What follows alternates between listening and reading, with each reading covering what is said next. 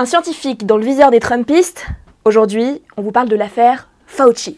Texts, letters of myself, my wife, my 3 daughters.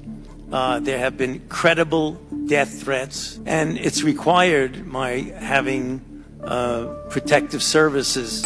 Lui, c'est Anthony Fauci, un expert en santé publique, le monsieur Covid des États-Unis. Ça fait des années qu'il est menacé de mort pour avoir fait son travail et des années qu'il est placé sous protection policière.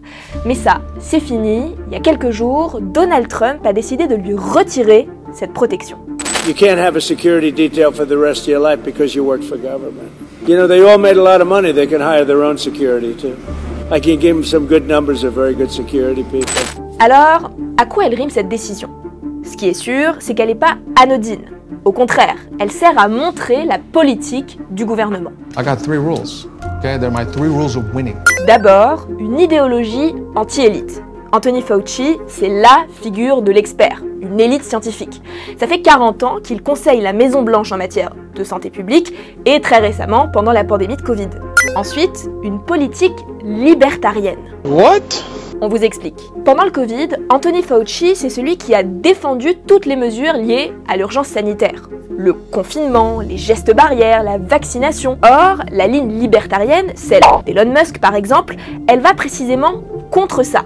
Sacraliser l'individu et sa liberté au détriment des contraintes collectives. Donc Anthony Fauci, pour Trump et les Trumpistes, c'est un peu l'homme à abattre finalement.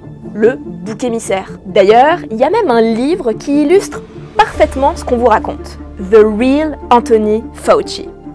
Have you read The Real Anthony Fauci? Holy shit, man. Fauci's a very bad guy.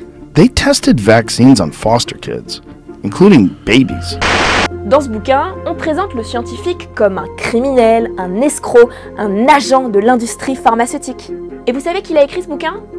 Robert Kennedy Jr. Et vous savez qui c'est? Le nouveau ministre de la Santé de Donald Trump.